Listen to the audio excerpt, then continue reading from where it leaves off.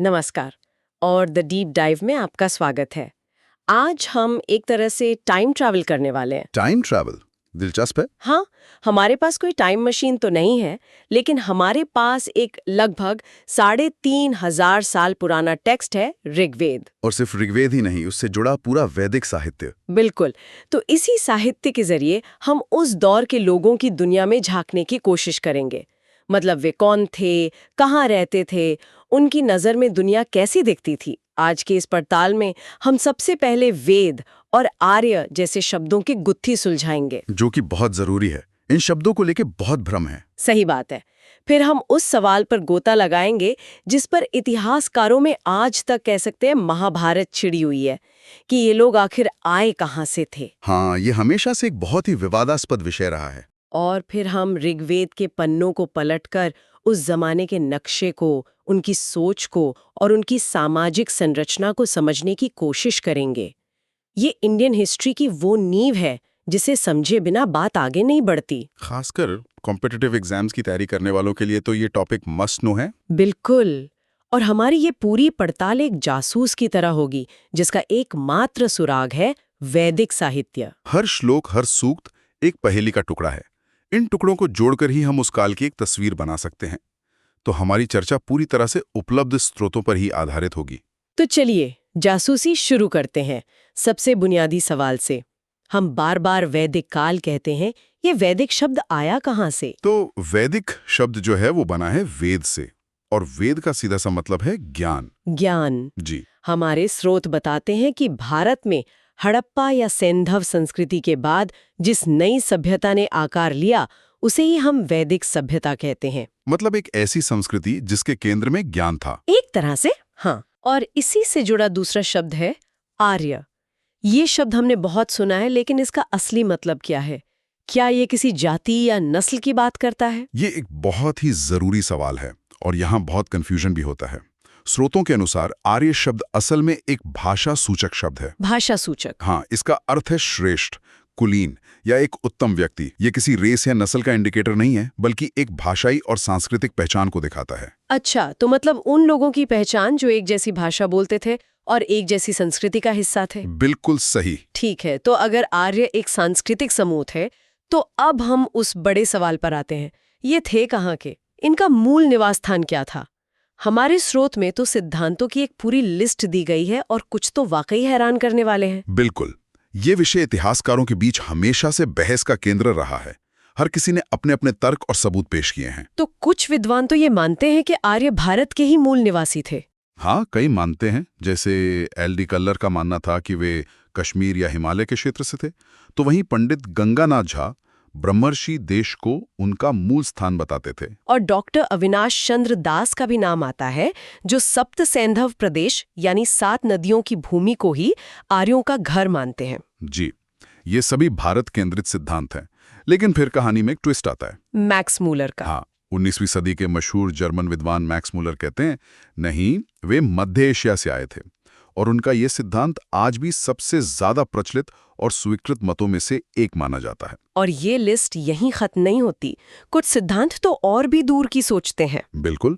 गार्डनशाइल ने दक्षिणी रूस का नाम लिया, तो गाइल्स ने हंगरी का। और बाल गंगाधर तिलक जी तो सबको चौंकाए देते हैं। हाँ, उनकी किताब the Arctic home in the Vedas में उन्होंने तर्क दिया कि आर्य उत्तरी ध्रुव यानी आर्कटिक से आए थे। ये सोचना भी कमाल है कि उन्होंने वेदों के श्लोकों में ध्रुवीय इलाकों के खगोलीय वर्णन को ढूंढ निकाला। बिल्कुल। और स्वामी दयानंद सरस्वती ने तिब्बत को मूल निवास बताया। और कुछ जर्मन विद्वानों जैसे हर्ट और पेनका ने तो जर्मनी को ही आर्यों का घर बता दिया। मतलब इस एक सवाल के कितने अलग अलग जवाब हैं। यही तो बात है। इससे पता चलता है कि सबूतों की व्याख्या कितने अलग अलग तरीकों से हो सकती है। कोई एक सर्वमान्य उत्तर आज भी नहीं है। हालांकि मध्य एशिया वाला सिद्धांत ज्यादातर इतिहासकारों को स्वीकार्य है। तो ये साफ है कि आर्य कहाँ से आए, ये सवाल इतिहासकारों के लिए एक पहेली जैसा है। लेकिन इससे भी बड़ा सवाल है कि हम किस समय की बात कर रहे हैं। इस पूरे वैदिक काल को इतिहासकार कैसे देखते हैं? बहुत अच्छा सवाल है। नहीं, ये एक जैसा बिल्कुल नहीं था। अध्ययन की सुविधा के लिए हम वैदिक काल को 2 बड़े हिस्सों में बांटते हैं। अच्छा। पहला है ऋग्वैदिक या पूर्व वैदिक काल, जो मोटे तौर पर 1500 ईसा पूर्व से 1000 ईसा पूर्व तक चला। और इस दौर को जानने का हमारे पास सिर्फ एक ही स्रोत है, ऋग्वेद। सिर्फ और सिर्फ ऋग्वेद। और दूसरा हिस्सा है उत्तर वैदिक काल, जो 1000 ईसा पूर्व से 600 ईसा पूर्व तक माना जाता है। और इसकी जानकारी के लिए हमारे पास कई ग्रंथ हैं, सामवेद, यजुर्वेद, अथर्ववेद, ब्राह्मण ग्रंथ, आरण्यक और उपनिषद। जी। यहाँ एक बहुत बड़ा गेम चेंजर भी तो आता है, लोहा। स्रोत बताते हैं कि ऋग्वेद के लोग लोहे से अनजान थे। हाँ, वे कांसे का इस्तेमाल करते थे, लेकिन उत्तर वैदिक काल के ग्रंथों में लोहे का जिक्र बार बार आता है, जिसे श्याम अयस कहा गया है। आपने बिल्कुल सही नब्ज पकड़ी है। ये सिर्फ एक धातु का बदलाव नहीं था, ये पूरी सभ्यता के विकास की रफ्तार को बदलने वाला एक स्विच था। मतलब 1000 ईसा पूर्व के आसपास जब लोहे की खोज हुई तो सब कुछ बदल गया। कैसे? देखिए, लोहे के मजबूत हल से गंगा यमुना के घने जंगलों को साफ कर खेती करना आसान हो गया। इससे कृषि उत्पादन बढ़ा। लोहे के हथियारों ने बड़े बड़े साम्राज्य यानी जनपद बनाने में मदद की। तो ये तकनीकी बदलाव ही ऋग्वेदिक और उत्तर वैदिक काल के बीच का सबसे बड़ा फर्क है। बिल्कुल। चलिए, अब हम वापस ऋग्वेदिक काल में चलते हैं और उनके जीपीएस को समझने की कोशिश करते हैं। ऋग्वेद से हमें उस समय के भूगोल, खासकर नदियों के बारे में क्या पता चलता है? ऋग्वेद उस दौर के भूगोल को समझने का एक खजाना है। इसके नदी सूक्त नाम के एक भजन में 21 नदियों का जिक्र है। 21 नदियां? हाँ, और इन नदियों के नाम से हमें उनके भौगोलिक विस्तार का अंदाजा लगता है। सबसे पूरब में गंगा का जिक्र है और सबसे पश्चिम में कुठा यानी आज की काबुल नदी का। तो आप अंदाजा लगा सकती हैं कि उनकी दुनिया अफगानिस्तान से लेकर पश्चिमी उत्तर प्रदेश तक फैली हुई थी। और इन 21 नदियों में से कोई खास नदी जिसे वे सबसे ज्यादा मानते थे? हाँ, ऋग्वेद में सबसे पवित्र और सबसे महत्वपूर्ण नदी सरस्वती को माना गया है। उसे माँ तेतमा यानी सबसे अच्छी माँ, देवीतमा यानी सबसे अच्छी देवी, और नदीतमा यानी नदियों में प्रमुख, ये सब कहकर पुकारा गया है। इससे पता चलता है कि सरस्वती नदी उनके जीवन और आस्था के केंद्र में थी। बिल्कुल।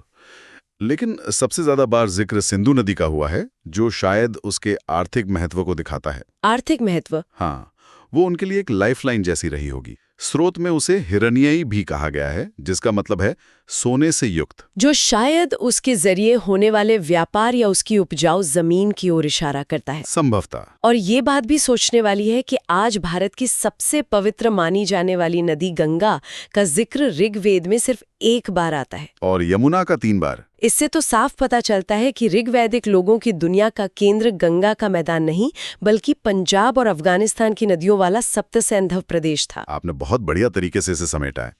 उनका केंद्र सप्त सैंधव प्रदेश था। गंगा यमुना का दुआब उनके लिए उतना महत्वपूर्ण बाद में उत्तर वैदिक काल में बना, जब लोहे की मदद से वहां के जंगलों को साफ किया गया। बिल्कुल। अच्छा, आर्यों के विस्तार और मध्य एशिया से उनके संबंध की बात पर हमारे स्रोत में एक पुरातात्विक सबूत का भी जिक्र है, बोगस कोई अभिलेख। ये क्या है? बोगस कोई अभिलेख, जो आज के तुर्की से मिला है, ऐतिहासिक रूप से बहुत महत्वपूर्ण है। ये करीब 1400 ईसा पूर्व का है। और इसका महत्व क्या है? ये 2 साम्राज्यों हित्ती और मितानी के बीच एक संधि का दस्तावेज है, और इस संधि में गवाह के तौर पर 4 देवताओं के नाम लिए गए हैं: इंद्र, वरुण, मित्र और नासत्य। और ये चारों तो ऋग्वेदिक देवता हैं? जी, ठीक यही।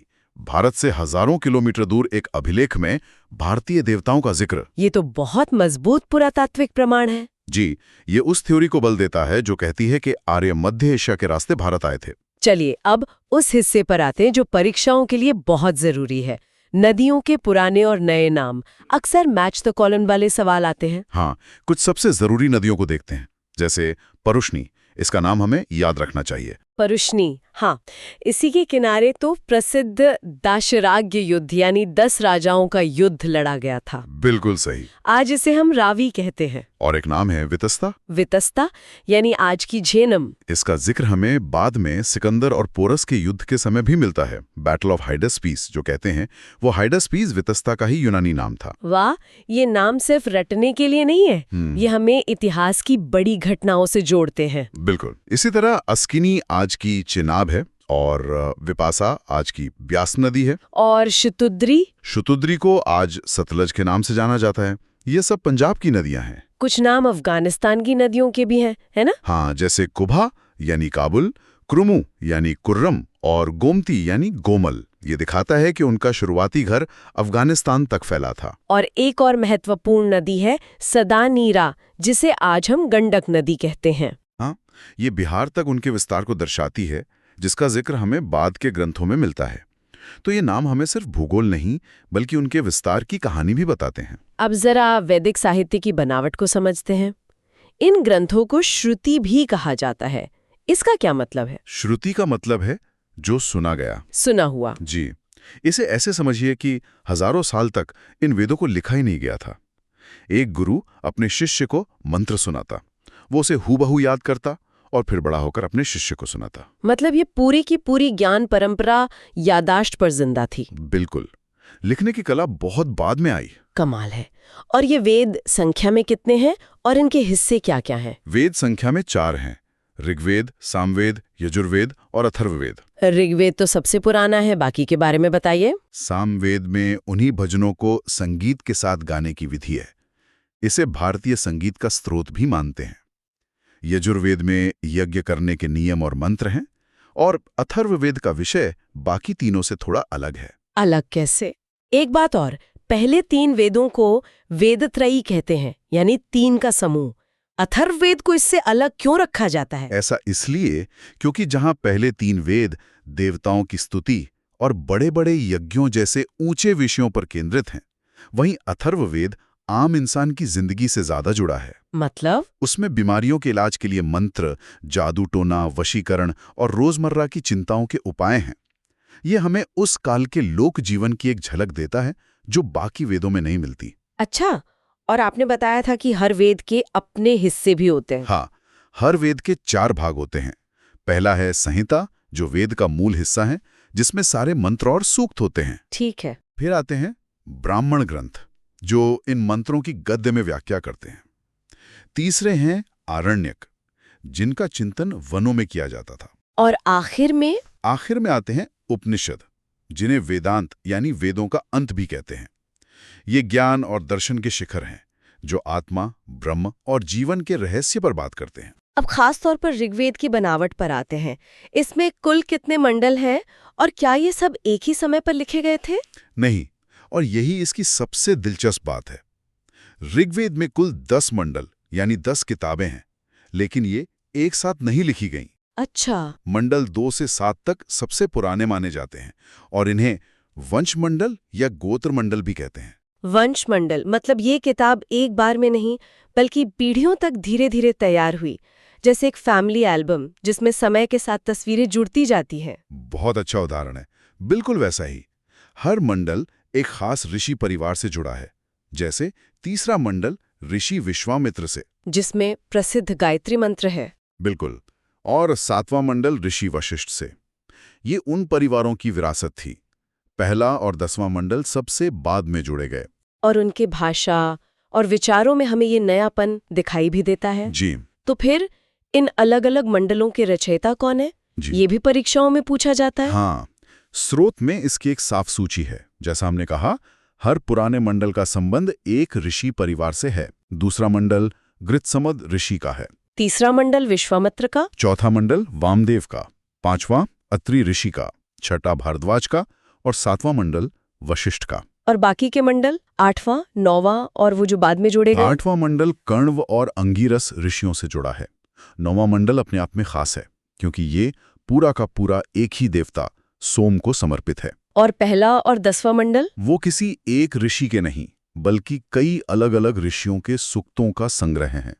और 10वें मंडल का तो खास महत्व है, क्योंकि उसी में प्रसिद्ध पुरुष सूक्त आता है, जिसमें पहली बार 4 वर्णों का जिक्र मिलता है। बिल्कुल।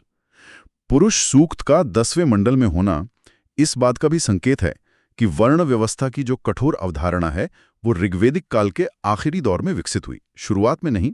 तो आज की इस चर्चा में हमने वैदिक काल की नींव को समझने की एक कोशिश की।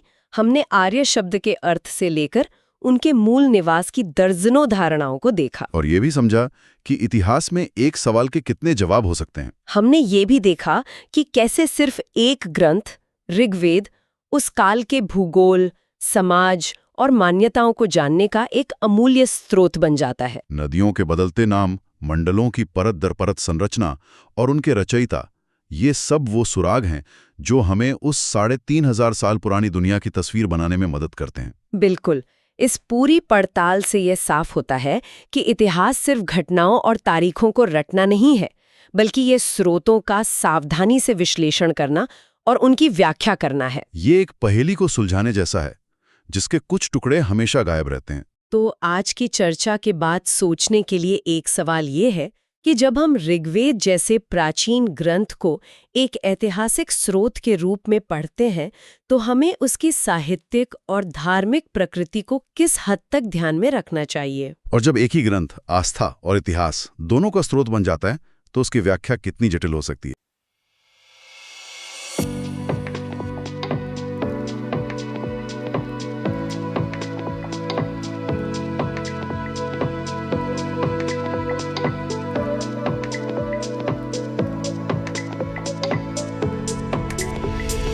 नमस्कार।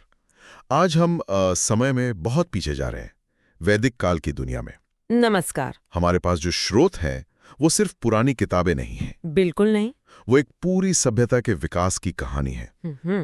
ये हमें बताते हैं कि कैसे घुमंतू कबीलों ने एक जटिल समाज की नींव रखी। हाँ, और हम वेदों, उपनिषदों और उस दौर के समाज को समझने की कोशिश करेंगे। और ये जानकारी उन लोगों के लिए तो बहुत काम की है ही जो यूपीएससी या राज्य पीसीएस जैसी परीक्षाओं की तैयारी कर रहे हैं, पर ये किसी के लिए भी दिलचस्प है जो समझना चाहता है कि विचार मतलब आइडियाज कैसे विकसित होते हैं। सही कहा। तो आज का हमारा मिशन क्या है? हम पता लगाएंगे कि इन प्राचीन ग्रंथों में छिपे संकेत क्या हैं। हम सिर्फ ये नहीं देखेंगे कि चारों वेद क्या हैं, बल्कि ये भी समझेंगे कि वे हमें उस समाज के बारे में क्या बताते हैं जो बदल रहा था। बिल्कुल। हम कर्मकांडों से लेकर गहरे दार्शनिक सवालों तक का सफर तय करेंगे। चलिए शुरू करते हैं। चलिए इसे खोलकर देखते हैं। शुरुआत सबसे पुराने ग्रंथ से करते हैं, ऋग्वेद से। कहा जाता है कि इसमें देवताओं की स्तुति में लिखे गए मंत्र हैं, लेकिन ये सिर्फ प्रार्थना है या कुछ और भी? ये बहुत अच्छा सवाल है। ऋग्वेद सिर्फ प्रार्थनाओं का संग्रह नहीं है, ये उस दौर के लोगों का मतलब दुनिया को देखने का नजरिया है। अच्छा। इसमें प्रकृति की शक्तियों को, जैसे इंद्र, अग्नि, सूर्य, इन्हें देवता के रूप में पूजा गया है। लेकिन यहाँ कुछ बहुत दिलचस्प बातें छिपी हैं। जैसे प्रसिद्ध गायत्री मंत्र इसके तीसरे मंडल में मिलता है, जो सूर्य देवता सविता को समर्पित है। ये दिखाता है कि उनके लिए प्रकृति कितनी अहम थी। और मैंने सुना है कि इसमें पुरोहितों की भी अलग अलग श्रेणियां थीं। मतलब ऐसा नहीं था कि कोई भी यज्ञ करा दे। नहीं, बिल्कुल नहीं। ये तो एक बहुत ही व्यवस्थित सिस्टम लगता है। एकदम। ये किसी बड़े आयोजन की तरह था जिसके लिए विशेषज्ञों की एक टीम होती थी। ऋग्वेद के मंत्रों का पाठ करने वाले मुख्य पुरोहित को होता कहते थे। होता? हाँ, उनका काम था देवताओं को यज्ञ में बुलाना। सोचिए, ये एक तरह से आध्यात्मिक मास्टर ऑफ सेरेमनी थे। लेकिन ऋग्वेद में सिर्फ देवताओं की स्तुति ही तो नहीं है। इसके 10वें मंडल में पुरुष सूक्त का जिक्र आता है, जो समाज के बारे में कुछ बहुत ही बुनियादी बात कहता है। और यहीं पर पहली बार शूद्र शब्द भी मिलता है। हाँ, और ये बहुत महत्वपूर्ण है।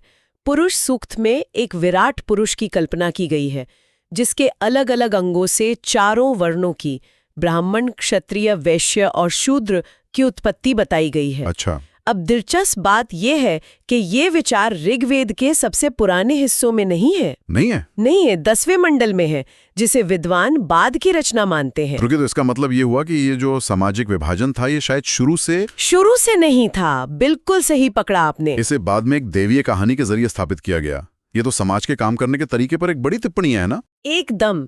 इस बात का संकेत है कि जैसे जैसे समाज ज्यादा जटिल होता गया, उसे व्यवस्थित करने के लिए एक मजबूत ढांचे की जरूरत महसूस हुई, और उस ढांचे को दैवीय स्वीकृति देना उसे स्थायी बनाने का सबसे कारगर तरीका था। तो अगर ऋग्वेद क्या कहना है कि किताब थी, तो फिर अगला तार्किक कदम तो यही होगा कि एक गाइड बुक हो जो बताए कि इन मंत्रों के साथ क्या करना है। क्या यजुर्वेद वही भूमिका निभाता है? बेहतरीन तरीके से कहा आपने। यजुर्वेद ठीक यही है। अच्छा। ये कर्म कांडों का वेद है। ये गद्य और पद्य दोनों में है, और ये यज्ञ की विधियों का विस्तृत वर्णन करता है। ये एक तरह की हाउ टू गाइड है। और इसके पुरोहित? इसके विशेषज्ञ पुरोहित को अध्वर्यु कहते थे। ये वो व्यक्ति थे जो असल में यज्ञ की सारी क्रियाएं अपने हाथों से करते थे।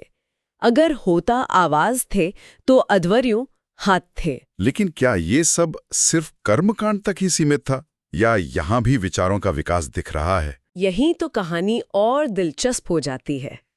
यजुर्वेद का अंतिम हिस्सा ईशोपनिषद है और इसका विषय यज्ञ नहीं बल्कि आध्यात्मिक चिंतन है। ओहो, ये वैदिक साहित्य में एक बहुत बड़े बदलाव का पहला संकेत है, कर्मकांड से ज्ञान कांड की ओर। लोग अब सिर्फ कैसे करें नहीं पूछ रहे थे, बल्कि ये भी पूछने लगे थे कि हम कौन हैं और इस सब का मतलब क्या है। बिल्कुल। ये तो सोच में एक जबरदस्त छलांग है। मतलब बाहरी क्रियाओं से हटकर ध्यान अंदर की ओर जाने लगा। और इसी से जुड़ा शतपथ ब्राह्मण ग्रंथ भी है जिसमें पुनर्जन्म जैसी बातें हैं। हाँ, शतपथ ब्राह्मण बहुत महत्वपूर्ण है। इसी में पहली बार पुनर्जन्म के सिद्धांत का जिक्र मिलता है। पहली बार? हाँ, सोचिए, इससे पहले का जीवन दर्शन इस जीवन और शायद स्वर्ग पर केंद्रित था, लेकिन पुनर्जन्म के विचार ने तो सब कुछ बदल दिया। अब आपके कर्मों का असर सिर्फ इस जीवन पर नहीं बल्कि आने वाले कई जीवनों पर पड़ने वाला था। इसने नैतिकता और कर्म के सिद्धांत की नींव रखी। बिल्कुल। तो हमारे पास क्या कहना है यानी ऋग्वेद और कैसे करना है यानी यजुर्वेद हो गया। अब संगीत की बात आती है। सामवेद को भारतीय संगीत का जनक कहा जाता है। सही कहा। साम का मतलब ही गान है। सामवेद एक तरह से ऋग्वेद की धुनों की किताब है। अच्छा, तो मंत्र वही हैं, बस धुनें अलग हैं? ज्यादातर इसकी ज्यादातर ऋचाएं यानी मंत्र ऋग्वेद से ही लिए गए हैं। इन्हें यज्ञ के समय एक विशेष लय और सुर में गाने के लिए ढाला गया था। इसके विशेषज्ञ थे उद्गाता। उद्गाता? हाँ, यानी वो जो ऊंचे स्वर में गायन करते थे। ये यज्ञ के माहौल को संगीतमय और दिव्य बनाते थे। इससे पता चलता है कि उनके लिए सिर्फ शब्द ही नहीं बल्कि शब्दों को प्रस्तुत करने का तरीका भी बहुत मायने रखता था। पहले 3 वेद तो बहुत भव्य और पुरोहितों से जुड़े लगते हैं, लेकिन चौथा वेद अथर्ववेद बिल्कुल अलग महसूस होता है। जादू टोना, बीमारियों का इलाज, आम लोगों की चिंताएं। हाँ, बिल्कुल। ऐसा लगता है जैसे हम किसी औपचारिक धार्मिक ग्रंथ के बजाय किसी की निजी डायरी पढ़ रहे हों। इस लोगों के वेद को बाकी 3 के साथ क्यों रखा गया? ये एक बहुत ही जरूरी सवाल है। अथर्ववेद हमें वैदिक दुनिया की जमीनी हकीकत दिखाता है। ये बताता है कि दुनिया सिर्फ बड़े-बड़े यज्ञों और देवताओं की स्तुति तक सीमित नहीं थी। आम इंसान की अपनी रोजमर्रा की चिंताएं थीं, बीमारी का डर, बुरी नजर का खौफ, अच्छी फसल की चाह।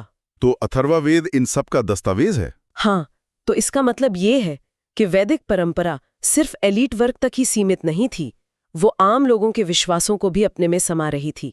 अच्छा। इसका वेदों में शामिल होना दिखाता है कि धर्म को प्रासंगिक बने रहने के लिए ब्रह्मांड के बड़े सवालों के साथ साथ इस सवाल का भी जवाब देना होता है कि किसी जड़ी बूटी से बुखार उतर सकता है या नहीं। और इसी वेद में एक बहुत ही महत्वपूर्ण राजनीतिक बात भी कही गई है। बिल्कुल। सभा और समिति को प्रजापति की 2 बेटियां बताया गया है। वाह, ये तो बहुत शक्तिशाली प्रतीक है। इसका मतलब ये संस्थाएं राजा के लिए कितनी जरूरी मानी जाती होंगी कि उन्हें देवता की बेटियों का दर्जा दिया गया। हाँ, ये दिखाता है कि इस दौर में शायद राजा निरंकुश नहीं था, उसे इन सभाओं की सलाह और सहमति की जरूरत पड़ती थी। अथर्ववेद हमें उस दौर के समाज और राजनीति की ऐसी कई अनूठी झलकियां देता है जो बाकी वेदों में नहीं मिलती। वेदों के बाद उपनिषदों का दौर आता है। आपने बताया कि इसकी शुरुआत यजुर्वेद के अंत में ही दिखने लगी थी। उपनिषद का मतलब है गुरु के पास बैठना। हाँ, ऐसा लगता है जैसे अब मुख्य मंच यज्ञशाला से हटकर गुरु के आश्रम में आ गया है। एकदम सही। उपनिषदों को वेदांत भी कहते हैं, यानी वेदों का अंत। यहाँ कर्मकांड की जगह पूरी तरह से ज्ञान और दर्शन ने ले ली। अब सवाल ये नहीं था कि कौन सा यज्ञ करने से क्या मिलेगा। अब सवाल थे, आत्मा क्या है, ब्रह्म क्या है, जीवन और मृत्यु का रहस्य क्या है। बिल्कुल। कठोपनिषद में यम और नचिकेता का संवाद इसी खोज का प्रतीक है और हमारा राष्ट्रीय आदर्श वाक्य सत्यमेव जयते भी मुंडकोपनिषद से लिया गया है। तो क्या ये कहना ठीक होगा कि ये बाहरी दुनिया से भीतरी दुनिया की तरफ एक यात्रा थी, जैसे किसी ने कैमरा स्वर्ग से घुमाकर खुद पर फोकस कर लिया हो? इससे बेहतर तरीके से इसे नहीं कहा जा सकता। ये सोच के इतिहास में एक क्रांति थी। मोक्ष की अवधारणा यानी जन्म मृत्यु के चक्र से मुक्ति पहली बार यहीं साफ तौर पर सामने आती है। अच्छा। और तो और श्वेताश्वतर उपनिषद में पहली बार भक्ति शब्द का जिक्र मिलता है, जो बाद में भारतीय धर्म का एक केंद्रीय तत्व बना। ये तो कमाल है। लेकिन इतने गहरे ग्रंथों को समझने के लिए भी तो कुछ सहायक ग्रंथों की जरूरत पड़ी होगी। वेदांगों का जिक्र आता है। हाँ, वेदों को ठीक से समझने के लिए 6 वेदांगों की रचना हुई। शिक्षा मतलब उच्चारण, कल्प यानी कर्मकांड, व्याकरण, निरुक्त, छंद और ज्योतिष। ये एक तरह से टूलकिट थे। टूलकिट। हाँ, और इन्हीं में से एक शुल्ब सूत्र बहुत हैरान करने वाला है। वो क्यों? क्योंकि शुल्ब सूत्र में यज्ञ की वेदियां बनाने के लिए माप जोक के सटीक विधियां दी गई हैं। इसमें रेखा गणित के कई सिद्धांत हैं। इसे भारत में ज्यामिति का सबसे पुराना स्रोत माना जाता है। ये तो धर्म और विज्ञान का एक अद्भुत संगम है। मुझे हमेशा लगता था कि दोनों अलग अलग क्षेत्र होंगे, लेकिन यहाँ तो वेदी बनाने के लिए गणित का इस्तेमाल हो रहा है। बिल्कुल। चलिए अब इन ग्रंथों से निकलकर उस समाज को देखते हैं जिसने इन्हें रचा। राजनीतिक व्यवस्था कैसी थी? क्या बड़े बड़े साम्राज्य थे? नहीं, ऋग्वेदिक काल में बड़े साम्राज्य नहीं थे। समाज कबीलों में बटा था, जिन्हें जन कहते थे। जन। हाँ, और कबीले का मुखिया राजा या राजन कहलाता था। शासन की सबसे छोटी इकाई परिवार यानी कुल थी, जिसका मुखिया कुल्प होता था। कई परिवार मिलकर ग्राम बनाते थे, जिसका प्रमुख ग्रामीणी होता था। और ग्राम से ऊपर कई ग्रामों से विश बनता था, जिसका प्रधान विशपति होता था। तो ये छोटे छोटे कबीलाई राज्य थे जो शायद आपस में लड़ते भी होंगे। बिल्कुल, और इसका एक बहुत प्रसिद्ध उदाहरण ऋग्वेद में ही मिलता है, दशाराज्य युद्ध। 10 राजाओं का युद्ध। हाँ, इसका जिक्र ऋग्वेद के 7वें मंडल में है। ये परुष्णी नदी, जिसे आज रावी कहते हैं, के तट पर भरत जन के राजा सुदास और 10 अन्य कबीलों के एक गठबंधन के बीच लड़ा गया था। ये तो किसी महाकाव्य की कहानी जैसा लगता है। एक राजा 10 राजाओं के खिलाफ। इसका जिक्र किसी धार्मिक ग्रंथ में होना बहुत खास है। ये तो इतिहास की किताब जैसा लगता है। ये बहुत अच्छा पॉइंट है। ये आधुनिक अर्थों में इतिहास की किताब नहीं है, लेकिन ये घटनाएं हमें बताती हैं कि वो दुनिया सिर्फ देवताओं और यज्ञों की नहीं थी। वहाँ असली राजनीतिक संघर्ष थे, गठबंधन थे और युद्ध थे। ये इन ग्रंथों को एक जीती जागती दुनिया में स्थापित करता है। एकदम। और इस युद्ध में राजा सुदास की जीत हुई, जिससे भरत जन का प्रभाव बढ़ा। और सामाजिक व्यवस्था कैसी थी? हमने वर्ण व्यवस्था की शुरुआत की बात की, लेकिन परिवार और दूसरी संस्थाओं का क्या? समाज पितृसत्तात्मक था, यानी परिवार का मुखिया पुरुष होता था। गोत्र शब्द का पहला जिक्र भी ऋग्वेद में ही मिलता है, लेकिन आज हम जिस अर्थ में गोत्र को समझते हैं, तब इसका मतलब वो नहीं था। तो फिर क्या था? इसका शुरुआती मतलब था गौशाला, या वो जगह जहां पूरे कुल के मवेशी एक साथ रखे जाते थे। अच्छा। हाँ, धीरे धीरे ये एक ही पूर्वज से उत्पन्न लोगों के समूह का सूचक बन गया। ये बहुत दिलचस्प है कि कैसे एक भौतिक जगह का नाम समय के साथ एक वंश की पहचान बन गया। ये कुछ वैसा ही है जैसे आज किसी का यूजर नेम उसकी ऑनलाइन पहचान बन जाता है। बिल्कुल वैसा ही। तो आज हमने वैदिक काल की एक लंबी यात्रा की। हमने देखा कि कैसे 4 वेद सिर्फ धार्मिक ग्रंथ नहीं, बल्कि एक विकसित होते समाज का आईना है। हाँ, हमने कर्मकांड से शुरू करके आत्मा और ब्रह्म के गूढ़ समालों तक का सफर देखा। संक्षेप में कहें तो वैदिक साहित्य कोई एक किताब नहीं, बल्कि सदियों में विकसित हुआ एक विशाल ज्ञान कोश है। बिल्कुल। ये एक कबीलाई पशुपालक समाज से एक स्थायी कृषि समाज की ओर बढ़ने की कहानी कहता है, और साथ ही ये विचारों के विकास की भी कहानी है, प्रकृति की पूजा से शुरू होकर खुद के भीतर परम सत्य की खोज तक। अब आपके लिए एक विचार। जैसा कि हमने चर्चा की, 4 वर्णों की दैवी उत्पत्ति का सिद्धांत ऋग्वेद के बाद के हिस्से यानी 10वें मंडल में मिलता है। ये तथ्य कि ये सिद्धांत सबसे प्राचीन हिस्सों में क्यों नहीं है, हमें वर्ण व्यवस्था के विकास और समय के साथ इसकी सामाजिक स्वीकृति को स्थापित करने की प्रक्रिया के बारे में क्या सोचने पर मजबूर करता है।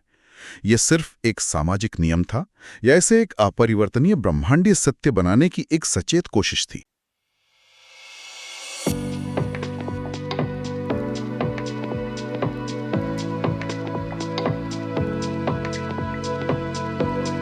नमस्कार।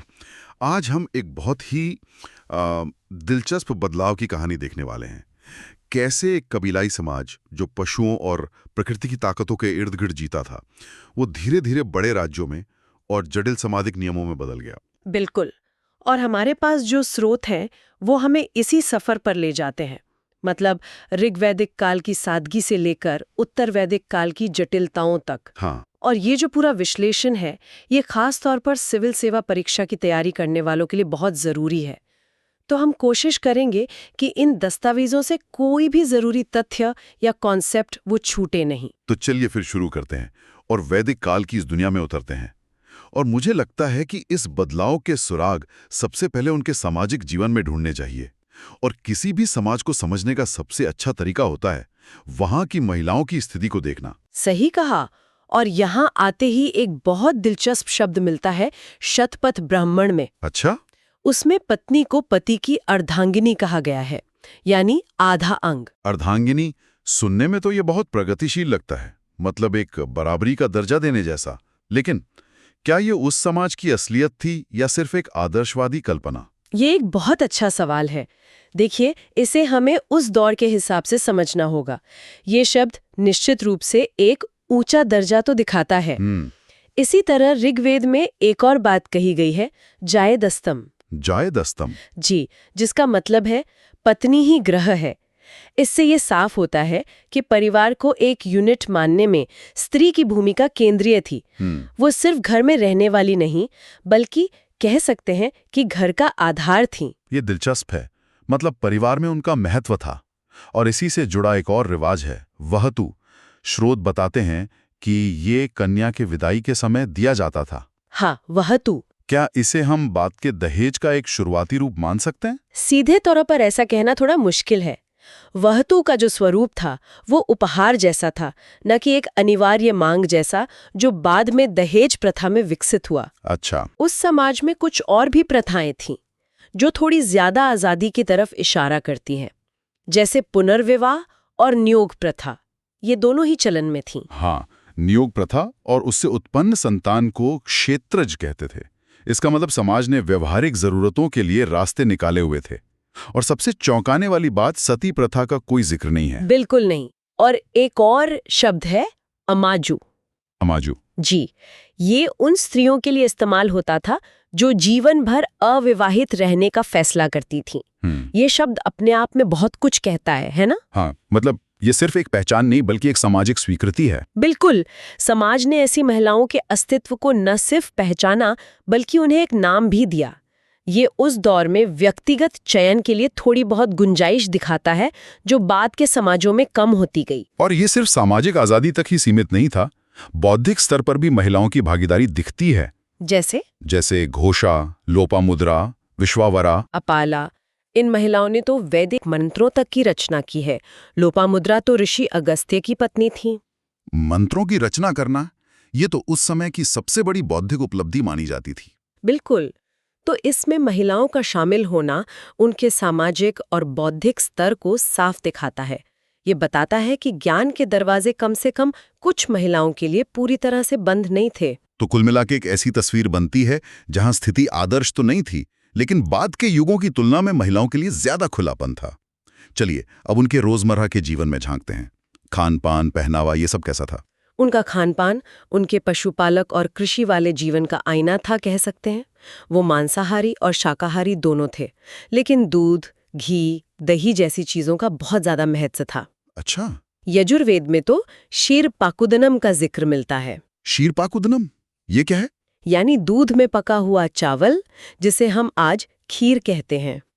खीर का जिक्र, ये तो कमाल है। हाँ। और जौ के सत्तू को दही में मिलाकर करम्ब नाम का एक पकवान भी बनता था। करम्ब? जी।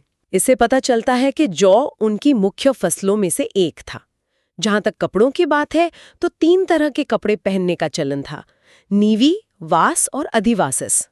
और ये स्त्री पुरुष दोनों पहनते थे। अच्छा, ये क्या थे? नीवी, वास और अधिवासस। नीवी कमर के नीचे पहना जाने वाला वस्त्र था, जैसे धोती या स्कर्ट की तरह। ठीक है। वास कमर के ऊपर का वस्त्र था और अधिवासस एक तरह की चादर या शॉल थी जिसे ऊपर से ओढ़ा जाता था। समझ गया। और मनोरंजन? जिंदगी सिर्फ कामकाज तक सीमित नहीं थी, मनोरंजन के भी शौकीन थे। रथ दौड़, घुड़दौड़ और पासे का खेल बहुत लोकप्रिय था। संगीत में भी रुचि थी। झांझ, मंजीरें, दुंदुबी, वीणा और बांसुरी जैसे वाद्य यंत्रों का जिक्र मिलता है। तो उनका सामाजिक जीवन काफी हद तक उनके रहन-सहन और पशुपालन से जुड़ा था। और यहीं से ये सवाल उठता है कि उनकी अर्थव्यवस्था असल में दिखती कैसी थी? क्या सब कुछ गायों और पशुधन के इर्द गिर्द ही घूमता था या कृषि की भी कोई भूमिका थी? ये बहुत ही जरूरी सवाल है, क्योंकि यहीं से हमें ऋग्वैदिक और उत्तर वैदिक काल का सबसे बड़ा फर्क समझ में आता है। संस्कृति मूल रूप से ग्रामीण थी और अर्थव्यवस्था का आधार कृषि और पशुपालन दोनों थे। लेकिन यहाँ एक पेंच है। वो क्या? पूरे ऋग्वेद में पशुपालन का जिक्र बार बार और बड़े विस्तार से आता है, लेकिन कृषि का जिक्र उसके मुकाबले में बहुत ही कम है। कितना कम?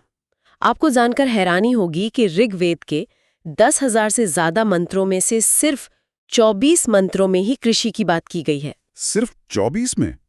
ये बात मुझे हमेशा हैरान करती है। हम तो हमेशा से यही सोचते आए हैं कि ये कृषि प्रधान सभ्यता थी, पर स्रोत तो कुछ और ही कहानी बता रहे हैं। बिल्कुल। इससे ये अंदाजा लगता है कि शुरुआती वैदिक काल में पशुधन, खासकर गाय, धन और प्रतिष्ठा का सबसे बड़ा पैमाना था। जमीन पर निजी अधिकार की भावना उतनी मजबूत नहीं थी जितनी पशुओं पर थी। लेकिन वो खेती करना जानते थे। हाँ हाँ, बिल्कुल जानते थे। कृषि योग्य भूमि को उर्वरा या क्षेत्र कहा जाता था। जुताई, कटाई, मड़ाई जैसी क्रियाओं से वो परिचित थे। और सिंचाई के तरीके? हाँ, ऋग्वेद में कुल्या यानी नहर, कूप यानी कुआं और अवट जो खोदकर बनाए गए गड्ढे होते थे, उनका जिक्र है। यहाँ तक कि अश्म चक्र का भी उल्लेख है। अश्म चक्र? जी, जिसे विद्वान रहट की चरखी का शुरुआती रूप मानते हैं। लेकिन इन सब का पैमाना छोटा था। अर्थव्यवस्था का पहिया असल में पशुधन ही घुमा रहा था। और व्यापार? क्या बाजार लगते थे? सिक्के थे? सिक्के तो नहीं थे। व्यापार ज्यादातर वस्तु विनिमय यानी बार्टर सिस्टम पर चलता था। एक चीज दो, दूसरी चीज लो। लेकिन लेन देन को आसान बनाने के लिए निष्क नाम की एक चीज का इस्तेमाल होता था। कुछ लोग इसे सोने का हार या आभूषण मानते हैं, तो कुछ इसे एक तरह की मुद्रा का शुरुआती रूप। ये अभी भी बहस का विषय है। अच्छा। और व्यापार करने वाले लोगों के एक समूह को पणी कहा गया है, जिन्हें कभी कभी गाय चुराने वालों के रूप में भी दिखाया गया है, जो शायद उस दौर के व्यापारिक प्रतिस्पर्धा की तरफ इशारा करता है। और अर्थव्यवस्था से जुड़ा एक और पहलू है जो बहुत आधुनिक और प्रगतिशील लगता है। वो है व्यवसायों का ढांचा। हाँ, ये बहुत जरूरी बात है। ऋग्वैदिक समाज में व्यवसाय वंशानुगत या आनुवंशिक नहीं था। मतलब बढ़ई का गिटा बढ़ई बनेगा ऐसा जरूरी नहीं था। बिल्कुल नहीं। एक ही परिवार के लोग अलग अलग काम कर सकते थे। एक श्लोक में एक ऋषि कहते हैं, मैं एक कवि हूँ, मेरे पिता वैद्य हैं और मेरी माँ चक्की चलाती हैं। ये उस समाज के लचीलेपन को दिखाता है। ये तो बहुत बड़ी बात है। जी। ऋग्वेद में तक्षा, बढ़ई, स्वर्णकार, चर्मकार, वाय, जुलाहे, कर्मा, धातु का काम करने वाले और कुंभकार सबका जिक्र है। और दिलचस्प बात यह है कि कताई बुनाई का काम मर्द और औरतें दोनों करते थे। ये बहुत ही महत्वपूर्ण जानकारी है। इससे पहले कि हम धर्म और राजनीति की तरफ बढ़ें, कुछ जरूरी शब्दों को दोहरा लेते हैं जो परीक्षा के लिहाज से बहुत काम के हैं। बिल्कुल। हमने कपड़ों की बात की। नीवी कमर के नीचे का वस्त्र, वासस कमर के ऊपर का वस्त्र, और अधिवासस ऊपर से ओढ़ी जाने वाली चादर। जी। और कुछ आर्थिक शब्दावली भी थी, जैसे वेकनाट, ये सूदखोर को कहते थे। हाँ, जो बहुत ज्यादा ब्याज लेते थे। और अरित्र, अरित्र यानी नाव की पतवार। ये छोटे छोटे शब्द उस जमाने की पूरी तस्वीर बनाने में मदद करते हैं ना। बिल्कुल। अब आते हैं उस चीज पर जो समाज को एक साथ जोड़े रखती है, धर्म। ऋग्वैदिक धर्म बहुत ही स्वाभाविक और प्रकृति से जुड़ा हुआ लगता है। वो अपने आसपास की ताकतों की पूजा करते थे, जिन्हें वो देवता मानते थे। यास्क ने अपने निरुक्त में देवताओं को 3 श्रेणियों में बांटा है, और यही वर्गीकरण सबसे ज्यादा माना जाता है। पृथ्वी, आकाश और अंतरिक्ष के देवता। पृथ्वी के देवता थे अग्नि, सोम, बृहस्पति। और आकाश के देवता थे द्योस, वरुण, सूर्य, मित्र। और फिर अंतरिक्ष यानी वायुमंडल के देवता इंद्र, पर्जन्य, रुद्र, वायु। ये वर्गीकरण उनकी दुनिया को देखने का नजरिया दिखाता है। हर देवता का एक खास काम था। जैसे इंद्र, जो सबसे लोकप्रिय और शक्तिशाली देवता थे, उन्हें पुरंदर कहा गया है। पुरंदर यानी किलों को तोड़ने वाला। बिल्कुल। वो युद्ध और वर्षा के देवता थे।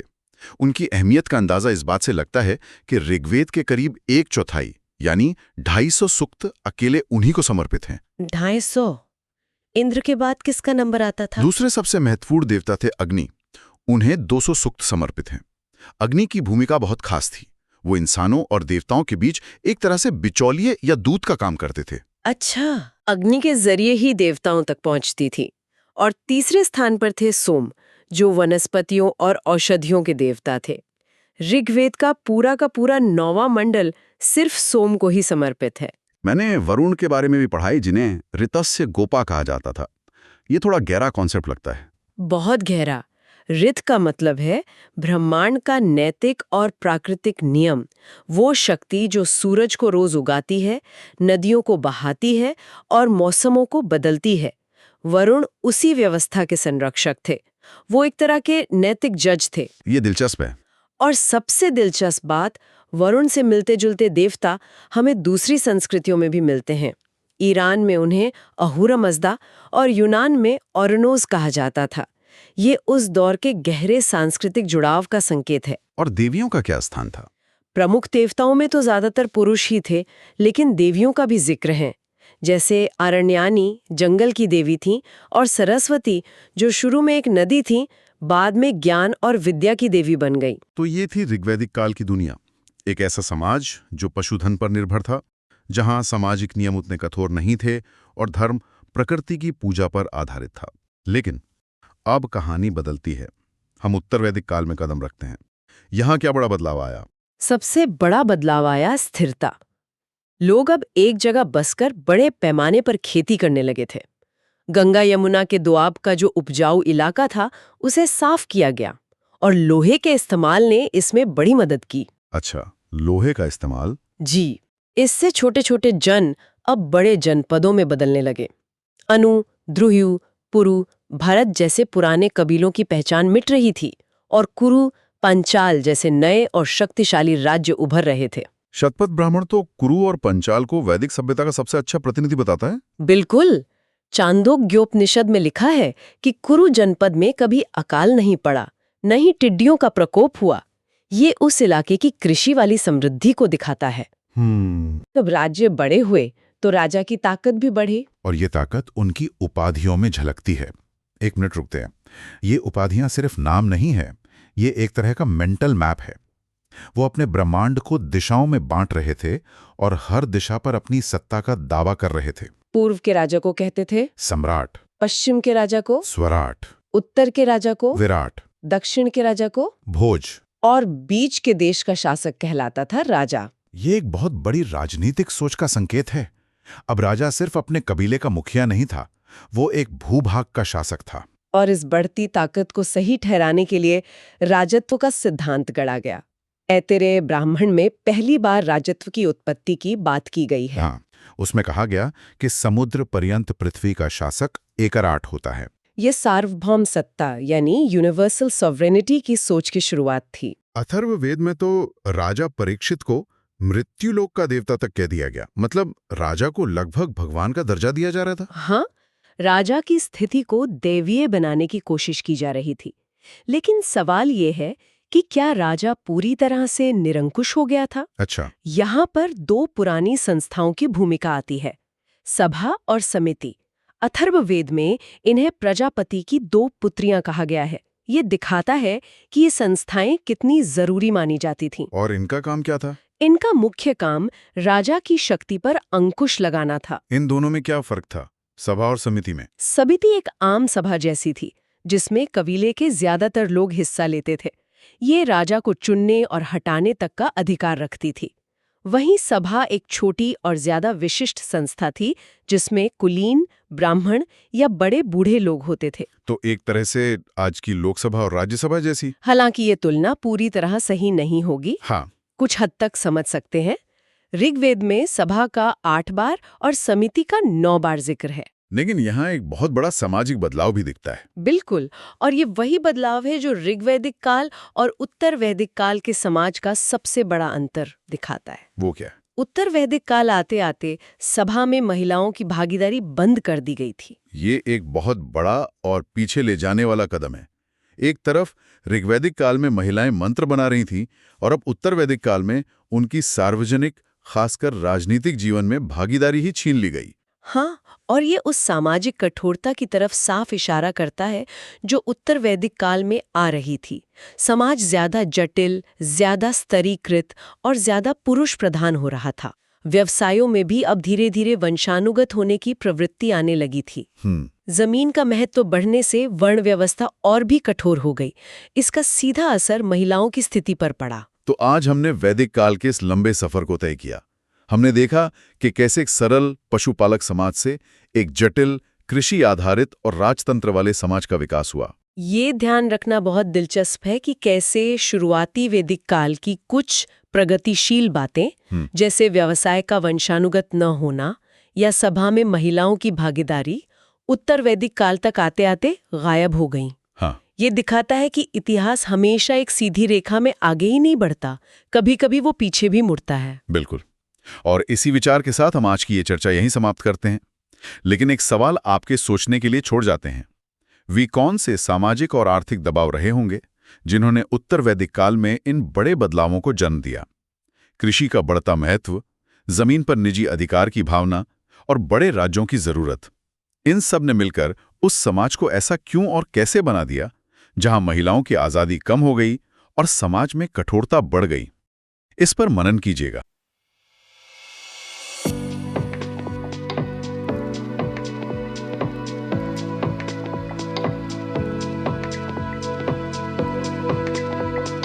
नमस्कार, द डीप डाइव में आपका स्वागत है।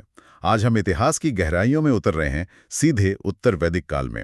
हमारे पास जो स्रोत हैं वो खास तौर पर सिविल सेवा परीक्षाओं की तैयारी के लिए बनाए गए हैं। तो इसमें हमें ब्राह्मण ग्रंथ, उपनिषद और संहिताओं से जुड़ी ढेर सारी जानकारी मिली है।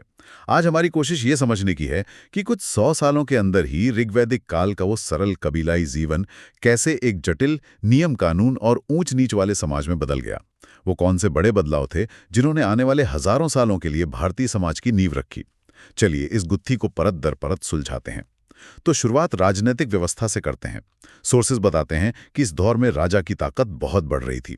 जो पुरानी संस्थाएं थीं, सभा और समिति, उनका असर कम हो रहा था। क्या इसका मतलब यह है कि अब राजा अपनी मनमानी कर सकता था? मनमानी शायद सही शब्द न हो, लेकिन हाँ, राजा की स्थिति बहुत मजबूत हो गई थी। अब वो सिर्फ एक कबीले का सरदार नहीं था, बल्कि एक बड़े भूभाग का शासक था।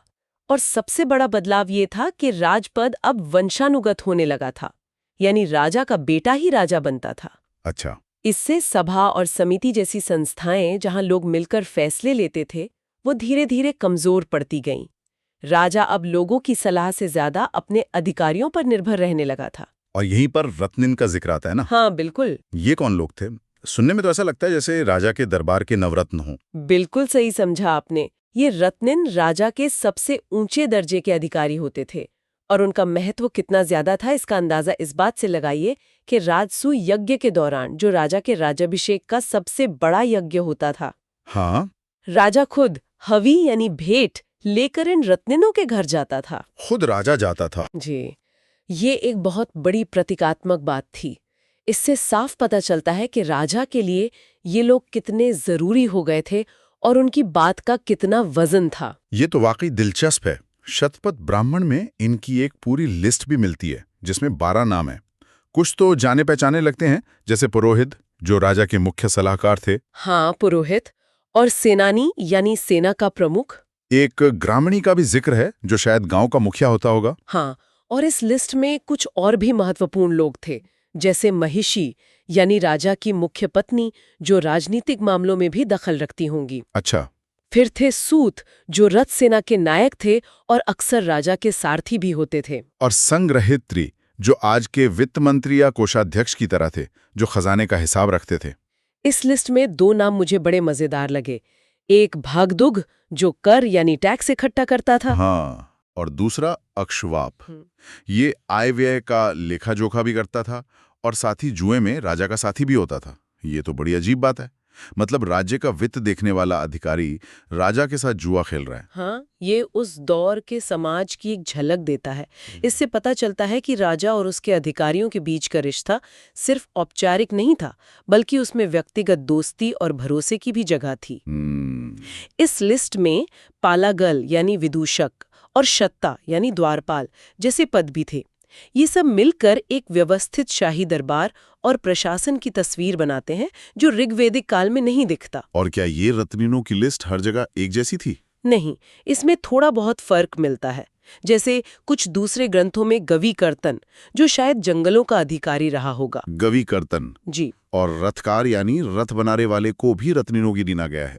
इससे पता चलता है कि स्थानीय जरूरतों के हिसाब से प्रशासन में बदलाव होते थे, लेकिन मूल ढांचा यही था, एक शक्तिशाली राजा और उसके वफादार अधिकारियों की एक टीम। और आपने राजसूय यज्ञ का जिक्र किया। शतपथ ब्राह्मण में इसका बड़ा लंबा चौड़ा वर्णन है।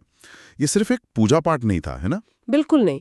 ये राजा की शक्ति और संप्रभुता का एक भव्य प्रदर्शन था। ये पूरी दुनिया को बताने का तरीका था कि अब इस इलाके का सबसे बड़ा शासक कौन है। सोचिए, इस यज्ञ में राजा का अभिषेक 17 अलग-अलग तरह के जल से किया जाता था। 17? हाँ, हर तरह के जल का अपना एक प्रतीकात्मक मतलब था। ये सब कर्मकांड राजा को एक दैवीय दर्जा देने के लिए किए जाते थे। तो इस नए शक्तिशाली राजा और इस जटिल प्रशासन का आम लोगों की जिंदगी पर क्या असर पड़ रहा था? क्या परिवार में भी कुछ बदल रहा था? परिवार का ढांचा तो काफी हद तक ऋग्वैदिक काल जैसा ही पितृसत्तात्मक बना रहा। घर का मुखिया पुरुष ही होता था और उसकी बात आखिरी मानी जाती थी। अच्छा। ऐतरेय ब्राह्मण में एक कहानी आती है कि कैसे अंगिरस नाम के एक ऋषि ने नाराज होकर अपने 100 बेटों को जायदाद से बेदखल कर दिया था। ये पिता के असीमित अधिकारों को दिखाता है। लेकिन समाज में एक बहुत बड़ा बदलाव आ रहा था। वो था वर्ण व्यवस्था का मजबूत होना। अब समाज साफ तौर पर 4 वर्णों ब्राह्मण, क्षत्रिय, वैश्य और शूद्र में बढ़ चुका था और ये जन्म पर आधारित हो गया था। बिल्कुल। और ऐतरेय ब्राह्मण में इन चारों वर्णों के कर्तव्य भी तय कर दिए गए थे। इसमें कहा गया है कि क्षत्रिय या राजा का जमीन पर अधिकार है। वैश्य को अन्य से बलिकृत कहा गया, जिसका सीधा सा मतलब है वो जो दूसरों के लिए कर या बलि पैदा करे, यानी टैक्स देने वाला वर्ग। और शूद्रों के लिए अन्य से प्रेष्य शब्द का इस्तेमाल हुआ है। हाँ, यानी दूसरों की सेवा करने वाला। ये तो समाज में एक गहरी खाई बनाने की शुरुआत लगती है। हाँ, ये सामाजिक स्तरीकरण की नींव थी जिसका असर भारतीय समाज पर सदियों तक रहा। इसी दौर में हमें स्त्रियों की स्थिति में भी एक गिरावट दिखती है। अच्छा। ऐतरेय ब्राह्मण में बेटी को चिंता का कारण बताया गया है और मैत्रायणी संहिता तो इससे भी आगे बढ़कर स्त्री को सूरा और पासा के साथ 3 मुख्य बुराइयों में गिनती है। एक मिनट, ये तो बड़ा विरोधाभास है। एक तरफ ग्रंथों में स्त्री को बुराई कहा जा रहा है और दूसरी तरफ हम बृहदारण्यक उपनिषद में याज्ञवल्क्य और गार्गी के संवाद के बारे में भी पढ़ते हैं। गार्गी एक विदुषी थी जिन्होंने भरी सभा में एक महान ऋषि को चुनौती दी। क्या ये दोनों बातें एक ही समाज में सच हो सकती हैं? इसका क्या मतलब निकालें? ये एक बहुत जरूरी सवाल है। देखिए, ये ग्रंथ किसी एक व्यक्ति की सोच नहीं है, बल्कि ये एक पूरे दौर की अलग अलग विचारधाराओं का संग्रह है। सही। तो जहां एक तरफ पुरोहित वर्ग शायद महिलाओं की भूमिका को सीमित करना चाहता है, जिसकी झलक हमें मैत्रायणी संहिता में मिलती है, वहीं दूसरी तरफ दार्शनिकों के बीच। हाँ, दार्शनिकों और ज्ञानियों के बीच गार्गी जैसी विदुषी स्त्रियां भी थी जो ज्ञान के क्षेत्र में पुरुषों को टक्कर दे रही थी। समाज कभी भी एक जैसा नहीं होता, उसमें हमेशा अलग अलग धाराएं एक साथ बहती हैं। ये बात तो है। समाज का एक और बड़ा स्तंभ था आश्रम व्यवस्था। इसका क्या मतलब था? आश्रम व्यवस्था जीवन को व्यवस्थित तरीके से जीने का एक आदर्शवादी ढांचा था। इसकी पहली झलक हमें छांदोग्य उपनिषद में मिलती है, जहां सिर्फ 3 आश्रमों का जिक्र है, ब्रह्मचर्य, गृहस्थ और वानप्रस्थ। सिर्फ 3? जी, लेकिन बाद में जबालोपनिषद में पहली बार हमें 4 आश्रमों का जिक्र मिलता है, जिसमें चौथा आश्रम संन्यास भी जुड़ गया। और ये 100 साल की उम्र की कल्पना पर आधारित है ना? जी बिल्कुल। 0 से 25 साल तक ब्रह्मचर्य यानी शिक्षा ग्रहण करना, 25 से 50 गृहस्थ यानी परिवार और सामाजिक जिम्मेदारियां निभाना, हाँ, 50 से 75 वानप्रस्थ यानी धीरे धीरे सांसारिक मोह छोड़ना, हाँ, और 75 से 100 संन्यास। जी, ये एक आदर्श था। जरूरी नहीं कि हर कोई इसका पालन करता हो, लेकिन ये उस समय के लोगों के जीवन के लक्ष्यों को दिखाता है।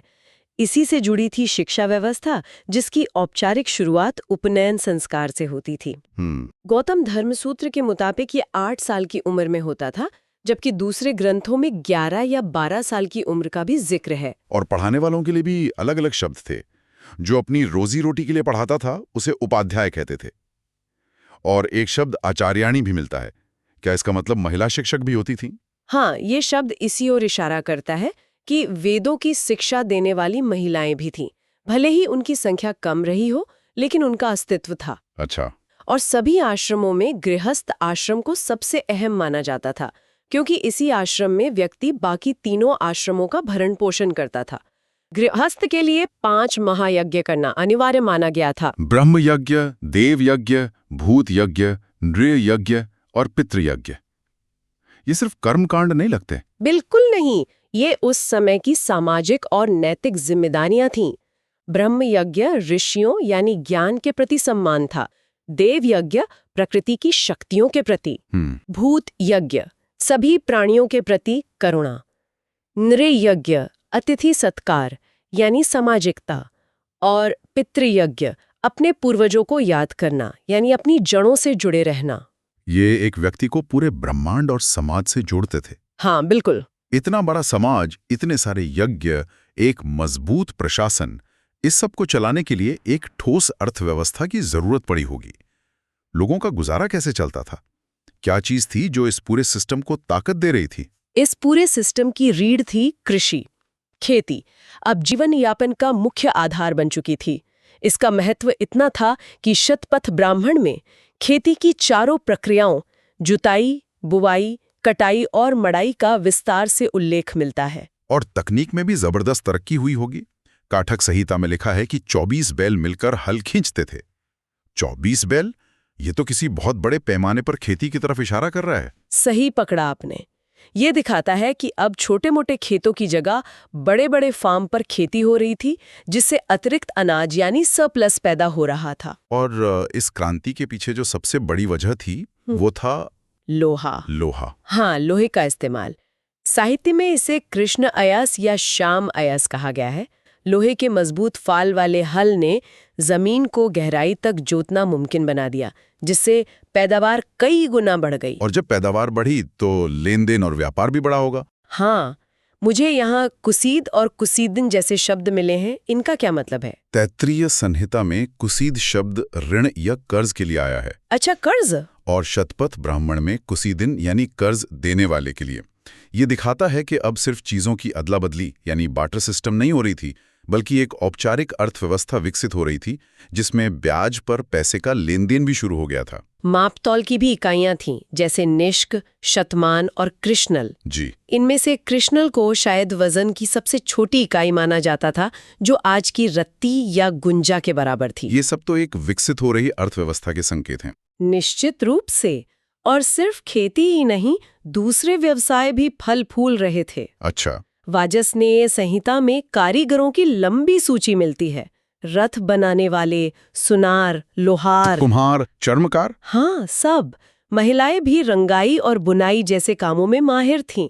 समाज में विशेषीकरण यानी स्पेशलाइजेशन बढ़ रही थी। तो अर्थव्यवस्था बदल रही थी, समाज बदल रहा था। जाहिर है लोगों की धार्मिक आस्थाओं में भी बदलाव आया होगा। यहाँ मुझे एक बहुत बड़ा फर्क नजर आता है। ऋग्वैदिक काल के जो बड़े देवता थे, इंद्र और वरुण, उनका महत्व कम हो गया। ये एक बहुत ही महत्वपूर्ण बदलाव है और ये सीधे तौर पर समाज के बदलाव से जुड़ा है। देखिए, इंद्र एक योद्धा देवता थे जो बारिश लाते थे और असुरों से लड़ते थे। एक घूमंतु कबीलाई समाज के लिए वो सबसे बड़े हीरो थे। हाँ, ये तो है। लेकिन जब लोग एक जगह बस गए, खेती करने लगे, तो उन्हें एक सृष्टिकर्ता की जरूरत महसूस हुई। इसलिए प्रजापति यानी सृष्टि के रचयिता सबसे बड़े देवता बन गए। अच्छा। साथ ही विष्णु जो पालन करने वाले थे और रुद्र शिव जो विनाश करने वाले थे, उनका महत्व भी बढ़ा। ये त्रिदेव की अवधारणा की शुरुआत थी। और यज्ञों का क्या हुआ? वो तो पहले भी होते थे, लेकिन अब उनका स्वरूप पूरी तरह बदल गया। वो बहुत विशाल, खर्चीले और जटिल हो गए। उनमें पशु बलि आम हो गई। राजसूय और वाजपेय जैसे यज्ञ हफ्तों महीनों तक चलते थे और ये राजा के लिए अपनी शक्ति और दौलत का प्रदर्शन करने का जरिया बन गए थे। और कर्मकांड इतनी जटिल हो गए कि उन्हें सिर्फ प्रशिक्षित ब्राह्मण करवा सकते थे, जिससे समाज में उनका महत्व और बढ़ गया। हाँ। लेकिन एक और मजेदार बात हो रही थी। एक तरफ ये यज्ञ और कर्मकांड बहुत मुश्किल होते जा रहे थे, तो दूसरी तरफ कुछ लोग इन सब से हटकर गहरे सवालों पर सोच रहे थे। बिल्कुल, यही इस दौर का सबसे बड़ा विरोधाभास और सबसे बड़ी खूबसूरती है।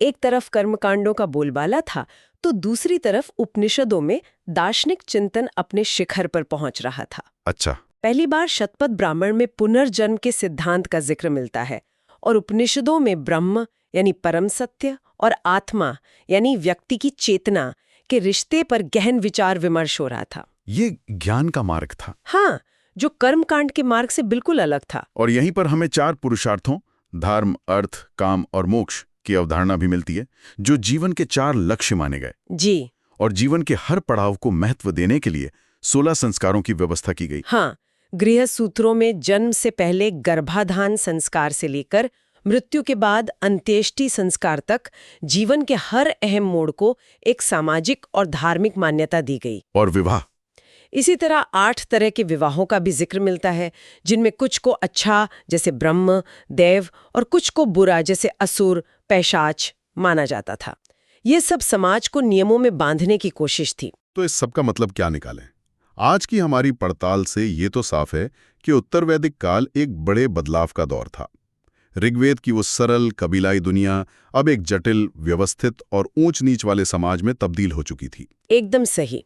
इस दौर को समझे बिना प्राचीन भारत के इतिहास को समझना नामुमकिन है।